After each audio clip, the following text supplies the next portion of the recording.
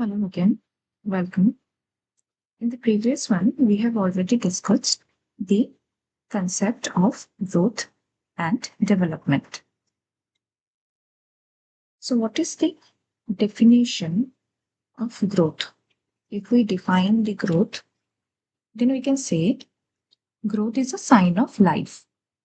Growth is physical change. It is cellular through cellular divisions, growth is happening. It can be observed through the increase in size, which includes physical changes in height, weight, internal organs, size changes, etc. Thus, growth indicates an increase in bodily dimensions. Growth of an individual from birth to maturity constitutes almost one third of the normal lifespan.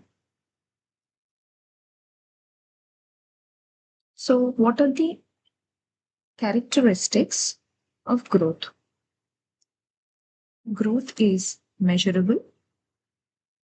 We can measure it. We can uh, give numbers into it. That height, it is 5 feet 6 inch, 6 feet 6 inch. Okay. Then weight is 32 kg, 100 kg. So we can numerify it. So we can put numbers into it. So it is measurable. Therefore, it is quantitative also. It depends upon genetics, gender, nutrition, etc. Prior to advent of puberty, we can see a significant increase in growth. And following the advent of puberty, we can see a gradual, continuous deceleration of the rate of the growth.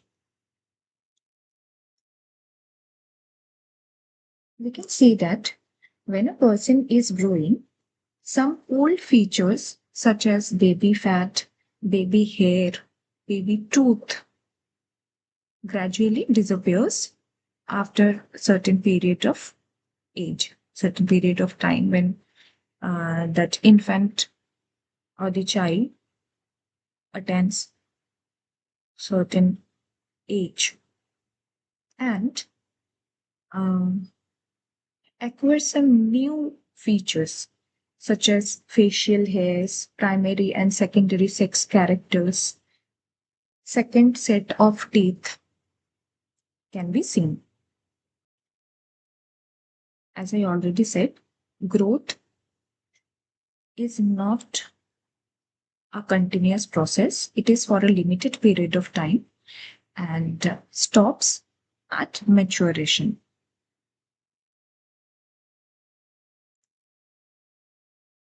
Let's define development.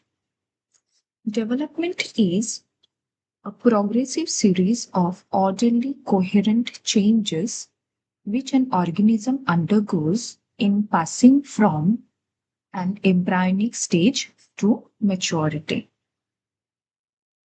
Development is difficult to measure, but it is observable. If we observe a person minutely, we can uh, decode their behavior, and through that, we can understand their level of development. What are the characteristics of development? It is dynamic, it is not measurable, but it is observable, and it is a continuous process from womb to tomb. Development happens sequentially. It is more rapid in early ages and it is cumulative in nature. Development depends on myelination, which means maturation of certain nerve cells or nervous systems. So next is development follows a direction or uniform pattern. It is complex, it is independent, and broadly we can say it is a result of interaction of individual and environment. It is qualitative as well as quantitative. As I already said, it is an umbrella term. It consists of overall things. It includes the whole. It analyzes the things as a whole, not as a parts. Growth includes physical, mental, psychological, emotional, all type of changes into it. It is qualitative as well as quantitative. Now let's come to the part of principles of growth and development. The first principle is it is the principle of continuity. The principle of continuity, which means it is a continuous process. It starts from the very embryonic stage, from the formation of zygote till it continues to the death. Okay, so it is a journey from womb to tomb, and it never ceases. Uh, okay. So next is that rate of growth and development is not uniform. The growth rate in myself and the growth rate in you is different. Okay. Uh, we can see in our school or in our colleges, we can see that there are some our batchmates or seniors or juniors who have very developed physical attributes, as well as some also has very developed intellectual uh, ability, or else we can see some are very developed in their emotional level also. Okay. And at which rate that person is developed into that particular arena, it is uh, not mandatory that in yourself also it will occur with the same rate. The principle of individual differences. Therefore, you can say it is individually different. Okay. Each and everyone's growth and development happens in their own pace. The growth and development, another one thing is it is not uniform in that way also. In our early years of life, we can see the rapid growth and development in the child. But later, mm, it slows down in the childhood age. Again, in the dawn of puberty, we can see a spike, a rapid, sudden rise in the speed of the growth and development. Again, it is still not maintained for long. Again, we can see a gradual decline into that thing. So that means it is not uniform and it is also individually different. But the thing is that at which age you are attaining that maturity in that particular arena, or you are being developed in that particular arena, it doesn't mean that some other one also will attend at that particular age, at that particular time. It is not. It is individually different. But the thing is, we can see a uniformity of the pattern. Say, for example, that uh, infant, a newborn, then become infant, and then go into the childhood zone, then in adolescence, then adulthood. Okay, so it is a uniform, we can see a uniformity in the pattern. It follows a definite sequence into it. It is not that I am, after birth, I started with my adulthood, then I, came to my childhood, then I came to my adolescence, and then I attained my, uh, know, the very young age. So it is not the infant stage. So it is very, we can see a very unique uniformity in the pattern. It follows the definite sequence or pattern in each and everybody, not with same rate, but the uniformity of the pattern can be seen. The development proceeds from general to specific responses. To general to specific responses means when a baby borns, we can see what they do. They cry. And when they cry, if we observe them properly, we can see that they are crying with their whole body, with their whole strength. They're using each and everything, to showcase their crying. But in latter phases, if we, now put yourself uh, in the present age, are you crying in that way? Or am I crying in that way right now at this age? No. Now we became very specific. When we are crying, we only use our eyes, our vocal cords. Okay, so these are some, certain things we are connecting it to it, very specific. We are not using the, general overall response to it. Hmm.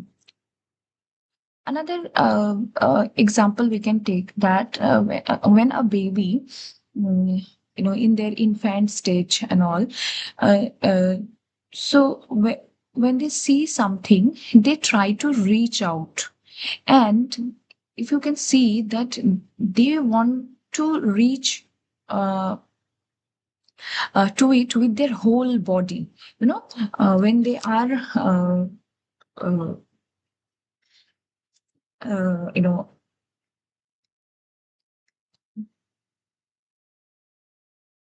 when they are moving their hands towards that object, we can see that they are not only uh, reaching, try to reach that object, trying to reach the object through their hands only. They uses their whole body, reaching to that object. But later, we can see that they only use their hands, their fingers to reach to that object.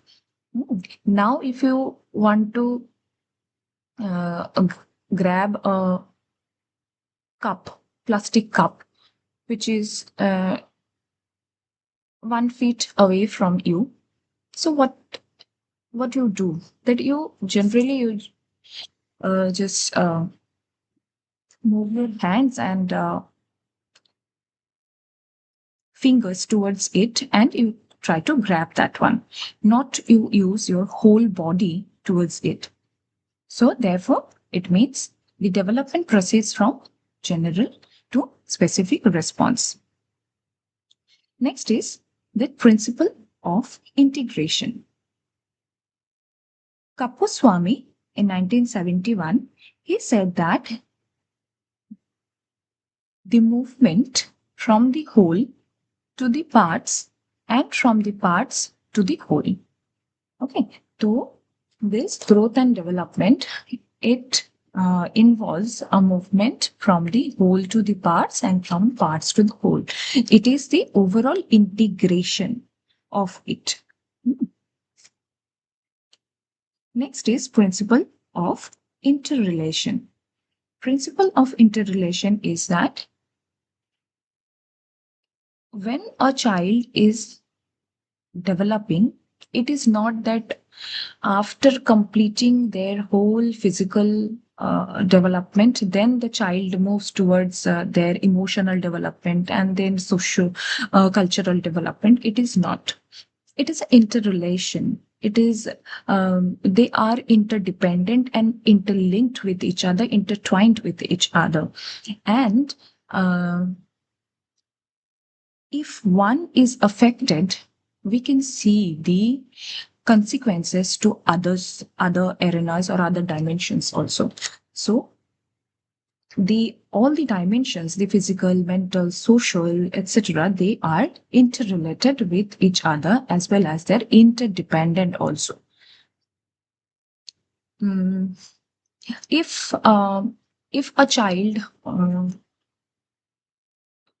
no the development not properly happens and became dwarf, in that case we can see or we can observe their mental development also, and the social development, the relationship with others, the group dynamics, their social cohesiveness, we can see it is also being affected. The development of all these um, aspects get affected due to his physical development, as its physical development interrupts. So there are other several examples we can draw. So this clarifies that all these dimensions are interrelated as well as interdependent with each other. Next is that development, it is predictable. Okay, predictable in which sense? That knowledge of the present mental ability of a child uh, will help in predicting her or his ultimate mental development. Okay.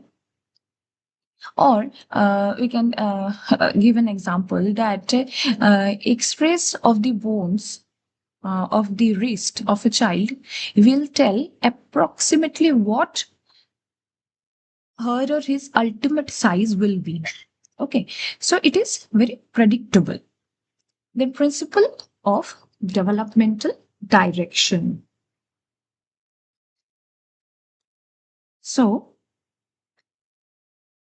it talks about the development happens in direction. Okay, it uses some direction. It not happens haphazardly. Okay, it follows a unique direction. So one, it is called cephalocaudal tendencies, and another is called proximodistal tendencies. The cephalocaudal tendencies, here the development direction happens according to the longitudinal axis from the head to toe. Okay, longitudinal means the vertical wise. Okay, downwards vertical wise. So from head to toe, a baby first uh, get control over her or his head, then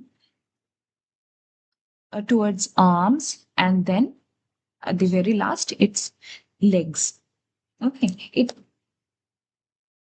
initially if we see that when a baby borns and they doesn't have any control over their body movements, but gradually we can see that they can move their heads, uh, they they are actually developing in that zone, so therefore their movements are becoming more specific, not that a very haphazard way that is happening. So first it is head, then its arms, and then its legs get developed. So this is cephalocaudal tendency. Another one is that proximodistal tendencies. proximity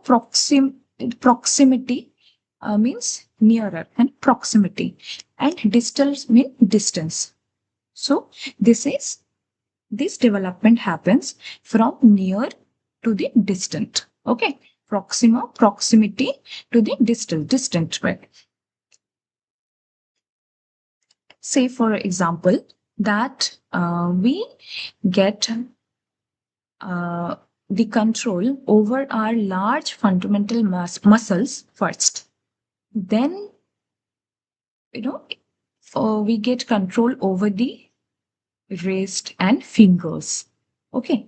So these fingers got control. We get control over the fingers at very last point because these are very much distant. I mean, it is very much distance from our head and the arms. This is the very end point. These fingers of our hands, arms, and legs. So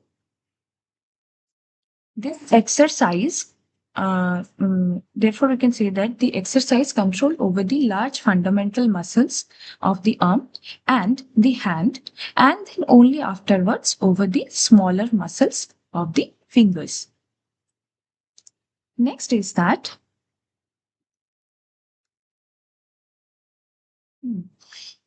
development is spiral and not linear. In the previous, one of the previous principle we have discussed also this, कि, in the childhood, it is very rapid.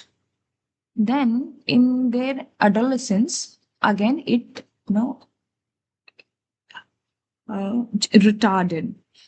And then again in their adolescence period, in the childhood, it's we can see a decrease, and then in their adolescence period we can see again a spike in their growth and development, and later again in the adulthood we can see a gradual decline in it. So it is spiral in nature, it is not linear. Okay, the child does not proceed strictly on the path of development with a constant or steady pace. The growth and development, it is a joint product of both heredity and the environment. The child at any stage of her or his growth and development is a joint product of both of them. So till now, whatever we have discussed, it is not it must not be done that single outing growth in one arena and then discussing the development in the another arena. They are interrelated. As I already told, the development, it is the umbrella term, it is the main term, and growth, it is only the quantitative aspect of the development is called growth. So growth, it is the integral part of the development. It is very much integrated and interrelated with the development. So we must not when we are analyzing this growth and development, when we are studying this, so we must integrate of this all together to make it a whole. Okay, development always involve the whole. It cannot be analyzed in parts. Okay. So that is the thing. So we have covered today the definitions, the characteristics, and the principles of growth and development. So there is the class. Thank you.